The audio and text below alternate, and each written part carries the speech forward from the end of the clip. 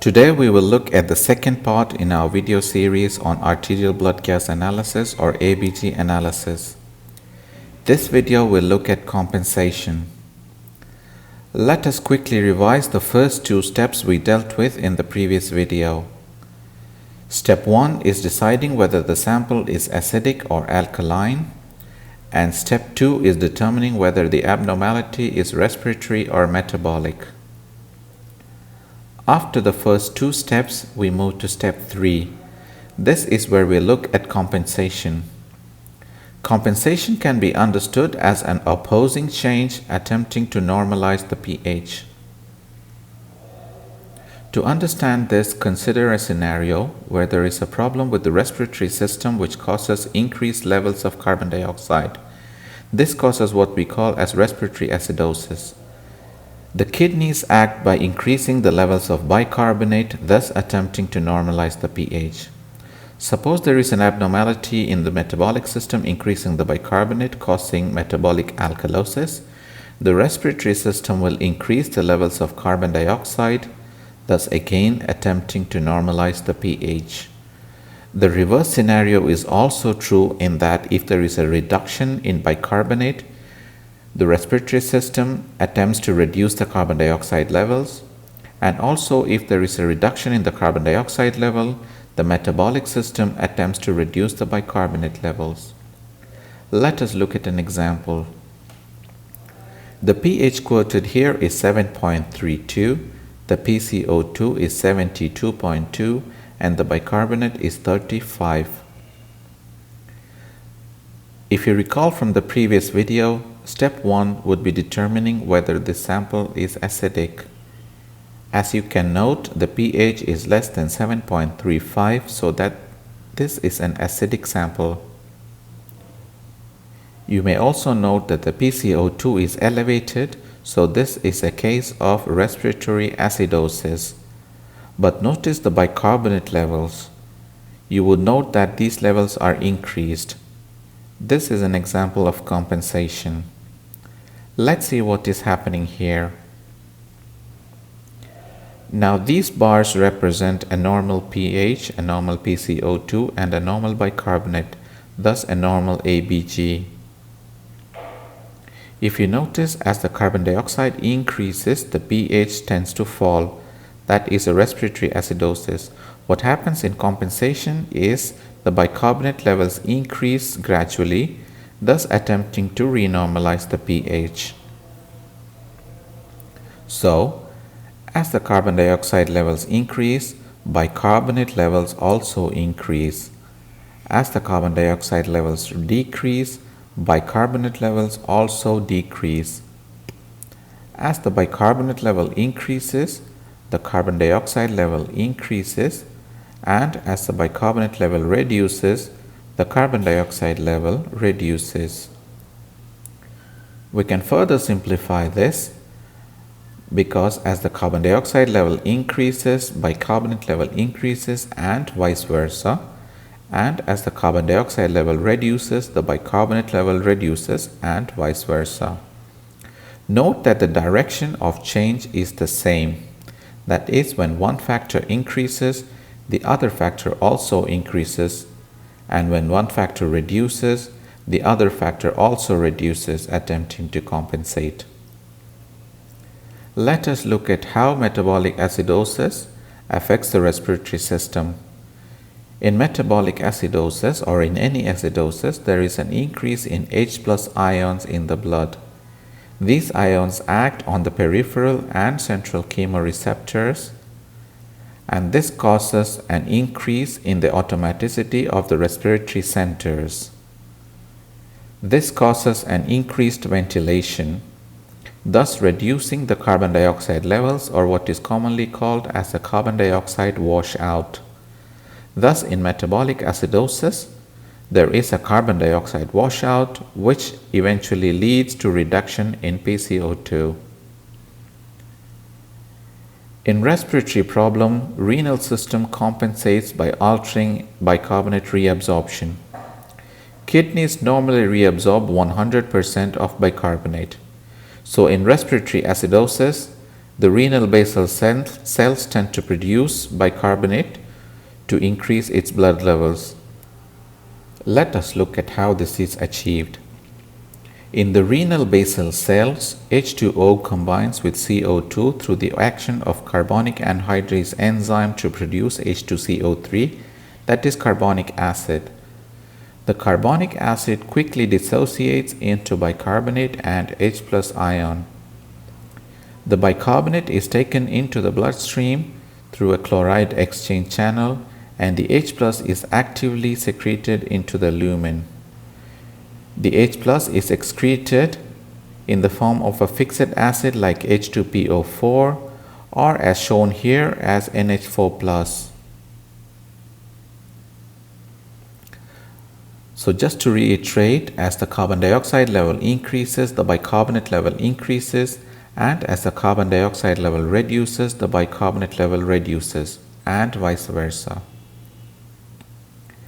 Let us look at the previous animation again. You may note that as the carbon dioxide level begins to increase, the pH falls. At this stage, you can see that the carbon dioxide level is high and the pH is low, and this is a respiratory acidosis. You may also note that at this stage the bicarbonate is normal. This phase is known as uncompensated respiratory acidosis. Once compensation begins to set in, you may note that the bicarbonate level increases, but at this stage the bicarbonate level has increased from normal, therefore clearly compensatory effort is going on, but the pH has not returned back to normal.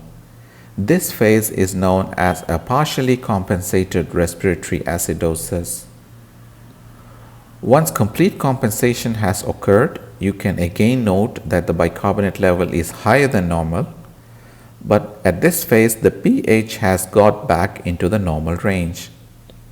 This is known as a compensated respiratory acidosis. So in summary, when the pH returns to normal, it is considered to be fully compensated. Let us look at a simple tool to help you remember this. This is known as the tic-tac-toe method. We will use the same ABG values of pH 7.32, PCO2 72.2, and bicarbonate 35. You will note here that the pH is on the acidic side, so we will note it under the acidic column. The PCO2 is also on the acidic side, so you will note it on the acidic column. The elevated bicarbonate is on the alkaline side, so you will note it on the alkaline column. So this represents a respiratory acidosis which is partially compensated. Respiratory acidosis because one, it is acidic because the pH is on the acidic side. Two, the acidity is caused by the elevated carbon dioxide. So in this column you have both the pH and the PCO2. Therefore, it is a respiratory acidosis. It is partially compensated because the bicarbonate has moved into the alkaline side. So the compensation has started.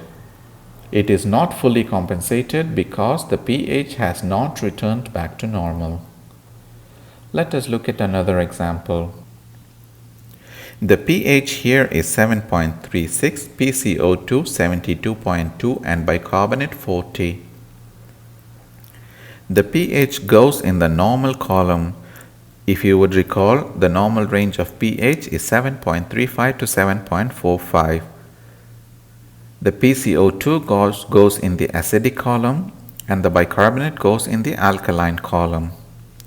If you would note, the pH is towards the acidic side of normal. So this is a case of respiratory acidosis where compensation has been completed. So this is a compensated respiratory acidosis. To reiterate, there is a respiratory acidosis which had brought down the pH, and the metabolic compensation brought the pH back within the normal range. Let us look at another example. The pH here is 7.26, the PCO2 is 72.2, and bicarbonate is 25. So the pH goes in the acidic column, the PCO2 goes in the acidic column, and the bicarbonate level is normal.